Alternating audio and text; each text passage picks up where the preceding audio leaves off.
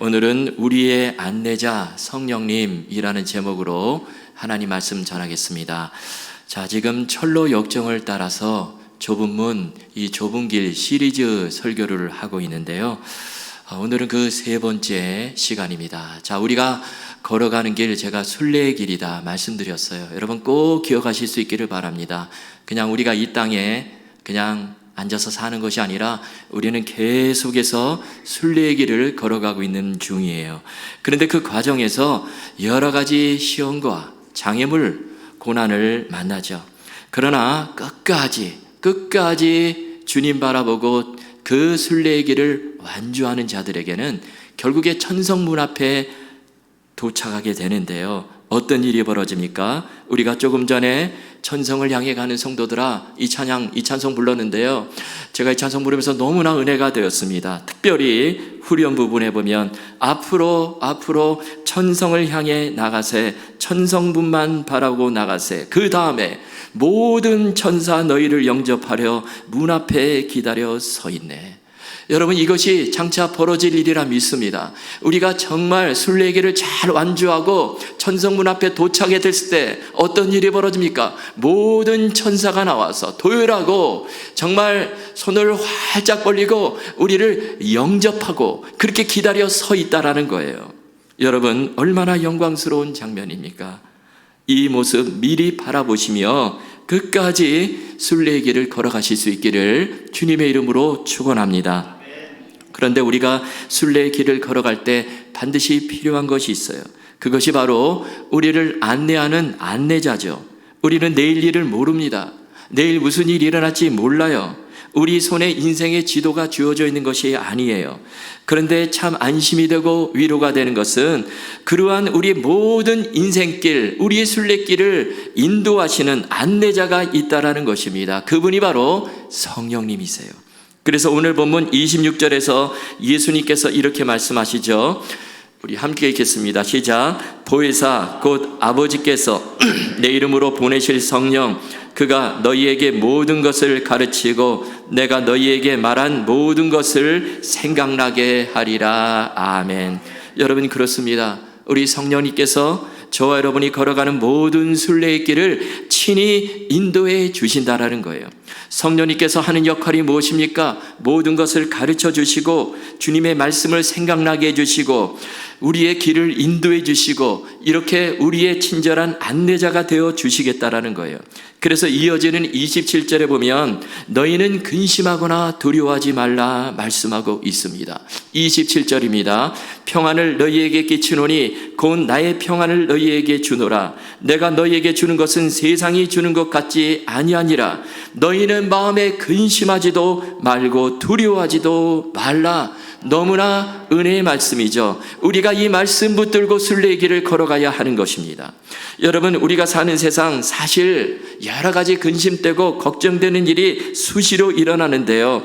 그런데 근심하지 말고 두려워하지 말래요. 바로 성령님께서 그때마다 말씀을 생각나게 해주시고 이길 힘도 주시고 우리가 어디로 가야 될지 알려주시고 우리의 모든 길을 친히 인도해 주신다라는 것입니다. 그러므로 우리가 해야 될 일이 있어요. 우리가 이 세상 살면서 너무 이 세상에 민감한 것이 아니라 우리는 성령님께 민감하고 날마다 성령님의 인도를 받는 것입니다. 철로 역정에 보면요, 이 크리스천이요, 이제 좁은 문을 통과한 후에 길을 가다가 해석자의 집에 도착을 합니다. 이름이 해석자예요. 저는 이 해석자를 생각하면서 바로 이 성령님을 생각하게 되었어요. 여러분, 해석자 하면 어떤 일이라든지 어떤 장면을 이렇게 잘 풀어서 설명해 주는 그 사람이 바로 이 해석자인데요. 근데 이 철로 역정에 나오는 해석자를 제가 보면서 성령님을 떠올리게 되었습니다. 자, 이 크리스찬이요, 해석자의 집에 도착을 했는데 해석자가 크리스찬에게 몇 개의 방을 보여주는 거예요. 그러면서 그 방 안에서 일어날 일들을 설명을 해줍니다. 해석을 해줘요. 그래서 그 방을 차례차례 거치면서 이 크리스찬이요, 너무나 중요한 일을 깨닫고 순례의 길을 걸어가는 것입니다. 이 크리스찬은 이 해석자가 설명해 준 그 방들의 그 의미 너무나 선명하게 각인이 되었을 거예요. 그래서 그 설명을 듣고 순례의 길을 뚜벅뚜벅 걸어가는 거예요. 여러분, 마찬가지로 지금 성령님께서 순례의 길을 걸어가는 우리들에게 오늘 특별히 이 철로역정에 나오는 이 해석자를 통해서 세 가지를 우리에게 말씀하고 계세요. 자, 그 세 가지가 무엇일까요? 첫째는 복음은 사람을 살리고 변화시키는 능력이 있다라는 것입니다. 이것을 늘 기억하고 순례의 길을 걸어가라라는 것이죠. 해석자가요, 크리스찬에게 보여준 첫 번째 방이 있는데 아주 넓은 객실을 보여주는 거예요. 그 안에 들어가 보니까 지금까지 한 번도 청소를 하지 않아서 먼지가 그냥 잔뜩 쌓여 있습니다. 여러분, 우리도 집안 청소 며칠만 안 해도 먼지 쌓이죠. 그런데 한 번도 청소를 안 한 방이니까 얼마나 먼지가 많이 쌓였겠어요. 그러자 한 하인이요, 빗자루를 들고 와서 청소를 하는데요, 이 빗자루를 쓸 때마다 먼지가 얼마나 많이 날리는지 숨을 쉴 수가 없어요. 쓸어도 먼지가 날리고 그 먼지가 다시 땅바닥에 떨어지고 청소가 안 되는 거예요. 그러자 이번에는 한 소녀가 나와서 청소를 하는데요, 먼저 물을 바닥에 그냥 쫙 뿌립니다. 그랬더니 먼지가 다 가라앉고요, 아주 깨끗하게 청소가 되었어요. 그러자 이 해석자가 이 방의 의미를 설명해 줍니다. 이 방은 우리 인간의 마음이고 먼지는 죄를 의미합니다. 그러면서 하는 말이, 처음에 이 방을 쓸기 시작한 이 하인은 율법입니다 그러는 거예요. 그리고 그 다음에 물을 뿌리고 청소한 이 소녀는 복음입니다 그러는 것입니다. 그러면서 율법은 마치 빗자루로 쓸면 쓸수록 먼지를 더 일으키듯이 율법은 우리의 죄의 문제를 해결해 주는 것이 아니라 죄를 더 드러나게 하고, 우리가 율법 앞에 서게 되면 죄가 더 부각되고 내가 죄인이다, 그것을 깨닫게 된다라는 거예요. 반면에 복음은 물을 뿌려서 깨끗하게 청소를 하듯이 오직 복음만이 우리 안에 있는 모든 죄의 문제를 해결할 수 있습니다. 해석자가 이렇게 가르쳐 주는 거예요. 여러분, 그렇습니다. 지난주에도 제가 말씀드렸듯이요, 너무나 중요한 말씀이에요. 여러분, 율법의 역할이 있습니다. 율법은 사실 나쁜 것이 아니라 좋은 거예요. 율법은 우리 속에 있는 죄를 드러냅니다. 우리가 율법 앞에 서게 되면 내가 죄인이다, 그 사실을 깨닫게 돼요. 그래서 로마서 7장 7절에 보면 이렇게 말씀하죠. 우리 함께 읽겠습니다. 시작. 그런즉 우리가 무슨 말을 하리요? 율법이 죄냐? 그럴 수 없느니라. 율법으로 말미암지 않고는 내가 죄를 알지 못하였으니 곧 율법이 탐내지 말라 하지 아니하였더라면 내가 탐심을 알지 못하였으리라. 아멘. 우리가 율법 앞에 서게 되면 내가 죄인이라는 사실을 깨닫게 된다라는 거예요. 여러분, 우리가 거울 앞에 서야 내 얼굴에 뭐가 묻었는지, 머리가 어떻게 헝클어졌는지 그것을 알 수 있죠. 우리가 거울을 생전 쳐다보지 않게 되면 내 얼굴이 어떻게 되는지 그거 알 수가 없습니다. 여러분, 마찬가지예요. 우리가 율법 앞에 설 때 내 죄가 드러나게 되고 그것을 깨닫게 된다라는 것입니다. 여러분, 그래서 여기에 바로 복음이 필요한 것이죠. 율법은요, 우리를 죄를 부각시키고 네가 죄인이다 이것을 깨닫게 해주시고, 그래서 우리가 어디로 가야 됩니까? 사실 율법이 우리 죄의 문제를 해결해 주는 것이 아니라, 그래서 우리는 복음 앞으로 가게 되어 있다라는 것입니다. 그래서 율법은 복음 앞으로 나오는 역할을 감당을 해요. 여러분, 그래서 결국에 우리 죄의 문제를 해결하고 사람을 근본적으로 변화시킬 수 있는 힘은 바로 복음에서 나오는 거예요. 여러분, 복음이 무엇입니까? 복음은 예수 그리스도세요. 그래서 이 크리스찬이요, 자기 등에 짊어진 그 무거운 죄의 짐을 어디서 벗었습니까? 바로 십자가 언덕에서 벗는 거예요. 십자가 언덕에 도착해서 그 예수 그리스도를 바라보고 그 앞에 무릎을 꿇을 때 그 등에 짊어진 엄청난 그 무거운 죄짐이요, 한순간에 그냥 나가 떨어지는 거예요. 사라지는 것입니다. 여러분, 그래서 복음만이, 오직 예수 그리스도만이 우리의 죄의 문제를 해결하고 더 나아가서 죽음의 문제까지 해결해 주신다라는 것입니다. 뿐만 아니라 그 복음이요, 사람을 변화시켜요. 여러분, 복음을 듣고 이 변화된 사람들이 얼마나 많은지 몰라요. 정말 생전 변화되지 않을 것 같은 그런 사람들인데 복음의 말씀을 듣고 그 복음이 내 마음을 쳐버리니까 그 복음 앞에서 그의 삶이 완전히 변화가 되는 것입니다. 사도 바울도요, 그 복음을 만나고 그래서 그의 삶이 완전히 달라지죠. 복음을 위해 목숨을 내던지는 그런 사람이 되었습니다. 그래서 사도 바울이 로마서 1장 16절에서 이렇게 선언을 하죠. 내가 복음을 부끄러워하지 아니하노니 이 복음은 모든 믿는 자에게 구원을 주시는 하나님의 능력이 됨이라. 여러분, 복음은 그냥 글자 그냥 복음 거기서 미치는 끝나는 것이 아니라 복음은 하나님의 능력이래요. 바로 사람을 살리고 사람을 변화시키고 새로운 인생을 살게 하는 하나님의 능력이 된다라는 것입니다. 우리가 콜라를 가끔 마시죠. 이 콜라를 마시면 속이 좀 풀리고 좀 이렇게 좀 기분도 좀 좋아지고, 저도 그래서 콜라를 가끔 마십니다. 그런데 이 코카콜라를 만드는 회사가 가진 전략이 있대요. 그 전략이 뭐냐면 코카콜로나이제이션이라는 전략입니다. 이 말은 코카콜라 식민지라는 뜻인데요. 이 말은 모든 나라에 이 코카콜라 지사를 세우겠다는 그런 전략입니다. 이거를 가지고 코카콜라 회사가 뛰어가요. 여러분, 실제로 미국이 수교하고 있는 나라보다 코카콜라가 수교한 나라가 훨씬 더 많다고 그럽니다.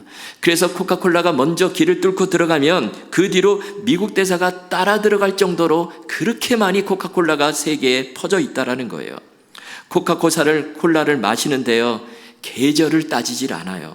코카콜라 여러분 1초에 4만 병이나 팔려나간다고 그럽니다. 하루에는 34억 병가량이 팔려나간대요. 그래서 인류는요, 이 코카콜라에 점령당했다, 이 말이 결코 과장이 아니라는 것입니다. 여러분, 그런데 이 코카콜라의 유익이 무엇일까요? 사실 코카콜라 그 회사에 돈은 잔뜩 벌어주지만 사실 이거를 마시면요, 우리의 생명이 단축이 돼요. 우리 인체에 해롭다라는 것입니다. 많이 마시게 되면 그런 일이 벌어진다라는 거예요.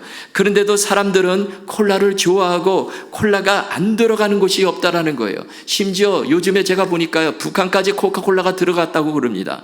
저는 이것을 생각하면서 이 코카콜라가 들어가는 그 열정으로 세계 곳곳에 복음이 들어갔으면 좋겠다, 그런 생각을 했어요. 콜라보다도 복음이 더 전파되고 복음이 더 들어가야 되는데 그 이유는 바로 복음은 사람을 살리기 때문에 그래요. 여러분, 복음은 사람을 변화시키기 때문에 그래요. 여러분, 콜라를 마시고 변화되었다, 그런 얘기 들어보셨습니까? 전혀 못 들어봤죠. 여러분, 콜라는 사람을 변화시키지를 못해요. 그러나 그 복음을 만난 사람, 진정으로 복음을 받아들인 사람은 변화가 일어나게 되어 있다라는 것입니다. 그래서 복음은 능력이에요. 여러분, 복음은 어제까지도 예수 믿는 자를 잡아서 옥에 가두던 바울을 완전히 다른 사람으로 변화시켰죠. 복음은 어제까지도 세상과 짝하여 지내던 이 어거스틴을 성 어거스틴으로 변화시켰습니다. 복음은 방탕한 청년 조지 밀러를 변화시켜서 위대한 기도의 사람으로 만들어 놓았어요. 뿐만 아니라 복음은요, 철로역정을 쓴 존 버년도 변화시켰습니다. 그래서요, 그가 생명을 걸고 복음을 전하다가 감옥에 들어가서 거기서 무엇을 썼습니까? 대작 이 철로역정을 집필하게 되는 거예요. 여러분, 이것이 바로 복음의 능력입니다. 여러분, 우리가 순례길을 걸어가면서 복음이 나를 살리는 능력이다, 이 말씀 기억하시고요, 오직 복음, 주 예수 그리스도 붙잡고 끝까지 순례길을 걸어가실 수 있기를 주님의 이름으로 축원합니다. 자, 두 번째, 해석자를 통해서 성령님께서 말씀하는 것이 무엇입니까? 자, 그것은 약속을 믿고 끝까지 인내하는 자가 상급을 얻게 된다라는 거예요. 너무나 중요한 말씀이죠. 여러분, 우리가 순례의 길을 걸어가는 동안에 정말 필요한 것이 무엇일까요? 그것은 다른 것이 아니라 인내가 필요합니다. 인내가 필요해요. 여러분, 믿음은 다른 것이 아니라 참고 견디고 인내하는 거예요. 이 과정이 믿음에 반드시 포함이 되어져 있습니다. 자, 해석자가요, 크리스천을 데리고 이번에는 작은 방으로 데리고 들어가요. 보니까요, 그 방 안에 두 소년이 의자에 앉아 있는데요, 그 중에 이 나이가 많은 소년의 이름은 욕망이에요. 욕망. 그리고 나이가 어린 소년의 이름은 인내입니다. 그런데 보니까요, 이 욕망이 어떤 표정으로 의자에 앉아 있냐면요, 아주 불평과 원망이 가득한 채 불만족스러운 얼굴을 하며 그렇게 앉아 있어요. 근데 인내는요, 아주 조용하고 침착한 표정으로 그렇게 앉아 있습니다. 그래서 크리스천이 물어요. 왜 두 소년은 저렇게 다른 표정으로 앉아 있죠? 그러자 해석자가 이렇게 말합니다. 이 두 소년의 아버지가 있는데, 근데 아버지가 이 두 아들들에게 내가 너희들이 가장 좋아하는 선물을 내년 초에 줄 테니 기다려라, 그랬다는 거예요. 그런데 욕망이는요, 그 선물을 기다리지 못하고 지금 당장 막 달라고 막 떼를 쓰는 거예요. 그게 안 이루어지니까 불만이 가득한 얼굴을 하며 그렇게 앉아있다라는 거예요. 그리고 인내라는 아들은요, 어떻게 하냐면 그 아버지가 내년 초에 선물을 주신다 그랬으니까 그 약속을 믿고 기쁘게 기다리며 끝까지 참고 인내하며 기다리고 있다라는 것입니다. 그러면서 이 해석자가 하는 말이, 이 욕망이는 이 세상에 속한 사람들이고 인내는 바로 하늘에 속한 사람들을 말합니다. 그런 말을 하는 거예요. 여러분, 그렇습니다. 이 두 번째 방이 우리에게 주는 교훈이 무엇일까요? 끝까지 참고 믿음으로 인내하는 자가 결국에 하늘의 상급을 얻게 된다라는 것입니다. 여러분, 오늘날 많은 사람들이요, 이 하나님의 약속의 말씀이 주어져 있는데도 불구하고 기다리지 못하고 믿지 못하고 지금 당장 눈에 보이는 것에 한눈 팔고 살아가는 사람들이 얼마나 많은지 몰라요. 이렇게 되니까 짜증이 나는 것이죠. 불만족스럽습니다. 원망과 불평이 쏟아져 나와요. 여러분, 이런 속담이 있습니다. 손에 잡은 한 마리의 새가 숲속에 있는 두 마리 새보다 낫다. 무슨 말씀입니까? 지금 당장 내 손에 쥐어진 것이 있어야 만족하며 산다라는 거예요. 오늘날 많은 사람들이 이렇게 살아간다는 것입니다. 그런데 믿음은 그런 것이 아니라는 거예요. 여러분, 믿음은 기다림이에요. 믿음은 반드시 인내의 과정을 거치게 되어 있습니다. 여러분, 아브라함이 그랬잖아요. 하나님께서 아브라함에게 아들을 주시는데 어떻게 주십니까? 그냥 약속의 말씀 주시고 바로 주시는 게 아니죠. 75세에 그 약속의 말씀을 주시고 무려 25년이 지난 뒤에 한참 동안 참고 인내의 과정을 거친 뒤에 100세에 가서야 아브라함에게 아들 이삭을 주십니다. 요셉도 마찬가지죠. 요셉을 애굽의 총리로 세워주시는데 그냥 가나안 땅에서 곧바로 그냥 애굽의 총리로 직행하는 게 아니에요. 13년 동안 온갖 고난의 세월을 거치면서 그 과정에서 요셉이요 만들어져 가는 것이죠. 인내하며 참고 견디고 그 훈련을 통해서 요셉을 애굽의 총리로 세워주시는 것입니다. 여러분, 그래서 우리에게 인내의 믿음이 필요해요. 기도하고 당장 얻어내는 것, 이것도 좋지만 그런데 정말 우리에게 필요한 것은 인내하는 믿음이 필요하다는 것입니다. 여러분, 그래서 하나님은 우리가 걸어가는 이 순례의 길에 이 인내의 레슨을 배우기를 원하세요. 인내라는 과정을 통해서만이 하나님께서 하늘의 상급을 주신다라는 것입니다. 그래서 히브리서 12장 1절에 보면 이렇게 말씀하고 있죠. 이러므로 우리에게 구름같이 둘러싼 허다한 증인들이 있으니 모든 무거운 것과 얽매이기 쉬운 죄를 벗어버리고 인내로서 우리 앞에 당한 경주를 하며, 여기 보니까 우리의 당한 경주를 무엇으로 하라고 이렇게 말씀하고 있습니까? 인내로 하라는 거예요. 체력이 아니라, 경험이 아니라, 지식이 아니라 그 길은 정말 천성까지 이어지는 아주 긴 순례의 여정인데 여기에 인내가 절대적으로 필요하다라는 거예요. 여러분, 여기 인내라는 단어는 견딘다, 그런 의미입니다. 여러분, 우리가 순례길을 걸어가면서 우리에게 수시로 다가오는 어려운 문제, 난관, 장애물, 고난을 견뎌내는 그 힘이 필요하다는 것이죠. 자, 그렇다면 이렇게 견디기 위해서 우리에게 반드시 필요한 것이 무엇일까요? 여기에 약속이 필요한 것입니다. 여러분, 해석자가 보여준 그 작은 방에 이 인내라는 아들이요 어떻게 견디죠? 아버지가 내년 초에 반드시 너에게 가장 좋은 선물을 줄 거야. 그 약속을 믿고 인내하며 견디는 거예요. 마찬가지로 우리도 인생길 여정 가운데 우리가 어떻게 견딜 수 있습니까? 내 체력으로 견디는 것이 아니라, 내 능력으로 견디는 것이 아니라, 내 경험으로 버티는 것이 아니라, 우리가 견디고 버틸 수 있는 힘은 하나님의 약속의 말씀을 믿는 믿음에서 온다라는 것입니다. 여러분, 그러면 우리가 특별히 붙들어야 될 약속의 말씀이 무엇일까요? 제가 한 구절을 여러분 모두에게 추천해 드리고 싶습니다. 수많은 말씀들이 있지만 우리가 넘어지려고 할 때, 쓰러지려고 할 때 우리가 붙들어야 될 말씀, 바로 로마서 8장 28절이죠. 우리가 잘 아는 말씀입니다. 하나님을 사랑하는 자, 곧 그 뜻대로 부르심을 입은 자들에게는 모든 것이 합력하여 선을 이루느니라. 여러분, 이 한 구절, 이 약속의 말씀 우리가 꾹 붙잡는다면요, 우리 순례의 길 넉넉히 걸어갈 수 있습니다. 여러분, 이 로마서 8장 28절 이 말씀을 암송하시고, 우리가 힘든 일 만날 때마다 이 말씀을 날마다 떠올리시고, 그렇게 인내하시며 우리 하늘의 천성을 바라보며 하늘의 상급을 바라보며 끝까지 순례의 길을 완주하시는 저와 여러분 다 되실 수 있기를 주님의 이름으로 축원합니다. 자, 마지막 세 번째로 해석자를 통해서 성령님께서 우리에게 주시는 말씀은, 우리가 매 순간 주님이 주신 은혜를 기억하며 그 은혜를 붙들고 감사하며 살라, 이 말씀을 주십니다. 이번에 해석자가요, 이 세 번째 방으로 크리스천을 안내를 하는데요, 그 방에 보니까 이 벽난로에 불이 활활 타오르고 있어요. 그런데 보니까 한 사람이요, 그 벽난로 앞에서 그 불을 끄려고 계속해서 막 물을 붓는 거예요. 물을 막 확 붓는데, 근데 그 불이 꺼지지 않고요, 불이 오히려 더 활활 타는 것입니다. 그래서 이상해서 이게 어찌된 일인가 크리스천이 해석자에게 물어요. 그러자 해석자가 말하기를, 이 불은 사람의 마음속에 작용하는 은혜를 상징합니다. 그리고 이 불에 물을 끼얹는 자는 마귀입니다, 그러는 거예요.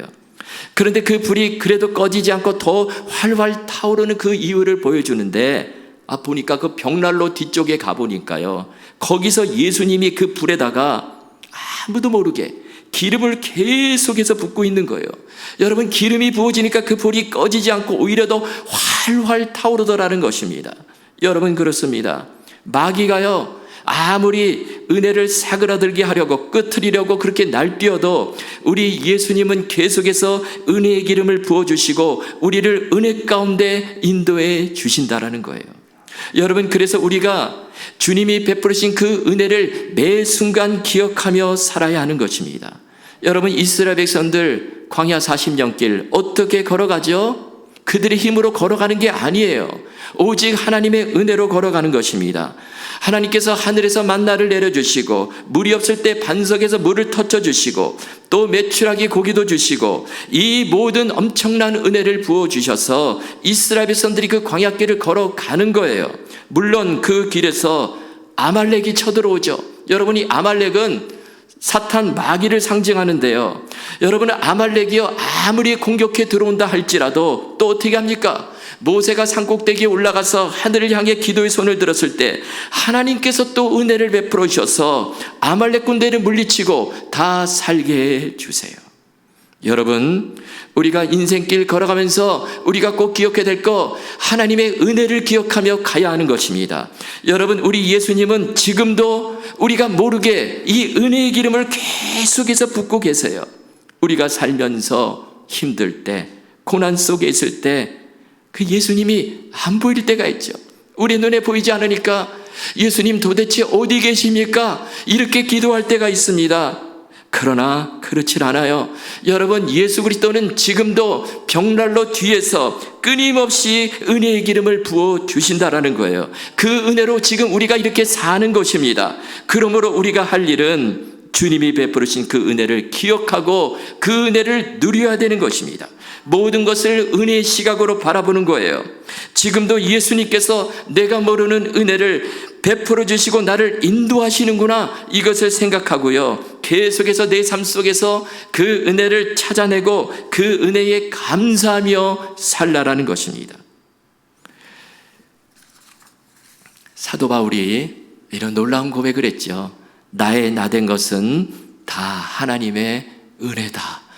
여러분, 어떻게 이렇게 놀라운 기가 막힌 믿음의 고백을 할 수 있었을까요?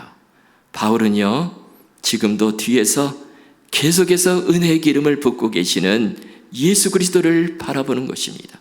마귀는 계속해서 은혜의 불을 꺼뜨리려고 발악을 하고 있지만, 그러나 그것을 보는 것이 아니라 바울은 계속해서 은혜의 기름을 붓고 계시는 예수 그리스도 바라보고 나가는 거예요. 여러분, 이렇게 되면 이 찬양이 나올 수밖에 없습니다. 은혜 아니면 살아갈 수 없네. 제가 한번 불러보겠습니다.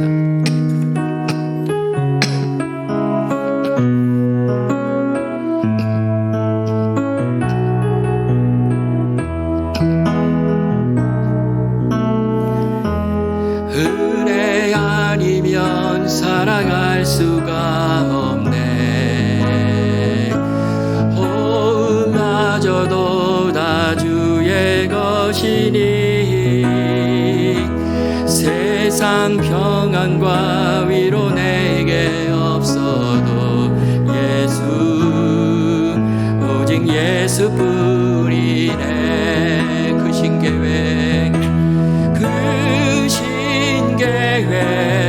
다 볼 수도 없고, 작은 고난에 지쳐도 주께 묶인 나의 모든 삶 버티고 견디게 하시네. 은혜 아니면 살아갈 수가 없네. 나의 모든 것 다 주께 맡기니 참된 평안과 위로 내게 주신 주 예수, 오직 예수뿐이네. 여러분, 그렇습니다. 우리가 순례의 길 걸어가면서 정말 힘들고 지칠 때, 어려움이 우리 눈앞을 가리고 앞길이 캄캄할 때요, 우리가 보아야 될 분은 바로 지금도 우리를 위해 계속해서 끊임없이 은혜의 기름을 부어주시는 그 주 예수 그리스도를 바라보라라는 거예요. 제가 이 설교를 준비하다가 개인적으로 참 은혜를 많이 받았습니다. 그리고 바로 나에게 주시는 말씀이다, 그렇게 생각을 했어요. 정말 계속해서 불을 끄고 있는 사탄을 바라보지 말고, 꺼질 것 같은 현실을 보지 말고, 무너질 것 같은 상황을 보지 말고, 그 뒤에서 더 큰 계획을 가지시고 저와 여러분을 위해 은혜의 기름을 계속해서 부으시는 그 주 예수 그리스도를 바라보라라는 것입니다. 여러분, 마귀는요, 이스라엘 백성들로 하여금 홍해바다 그 자체를 보게 합니다. 그 절망의 바다를 아주 크게 부각시켜요. 그래서 그 홍해바다 앞에서 어떤 사람들이 있었습니까? 원망과 불평을 쏟아내죠. 왜 우리를 이곳에 와서 죽게 하느냐? 그러나 모세는 그 뒤에 이 은혜의 기름을 붓고 계시는 살아계신 하나님을 바라보는 거예요. 더 크고 놀라운 하나님의 계획이 있음을 믿고 담대하게 나아가는 것입니다. 그랬을 때 그 누구도 상상도 못할 일이 벌어지는데 하나님께서 그 바다를 갈라주시는 거예요. 여러분, 하나님이 내시는 길을 볼 수 있는 사람이 누구일까요? 지금도 뒤에서 은혜의 기름을 붓고 계시는 주 예수 그리스도 바라보는 자입니다. 지금까지 내게 베풀으신 그 하나님의 은혜 기억하고 앞으로도 그 은혜로 나를 여전히 인도해 주실 것이다, 이것을 굳게 믿는 자예요. 그 사람이 하나님이 내시는 길을 보게 될 것입니다. 여러분, 꼭 기억하십시오. 지금도 우리 주님은 저와 여러분을 위해서 보이지 않는 곳에서 은혜의 기름을 계속해서 쉬지 않고 붙고 계십니다. 그 은혜로 저와 여러분을 끝까지 인도해 주세요. 여러분 이 장면 늘 떠올리시고요. 우리 순례길 걸어가는 동안에 늘 살아계신 하나님 바라보며 감사하며 찬송하며 담대하게 그렇게 순례의 길을 끝까지 걸어가셔서 정말 그 천성문 앞에서 수많은 천군 천사의 영접을 받으며 그 하나님 나라에 들어가시는 저와 여러분 다 되실 수 있기를 주님의 이름으로 축원합니다.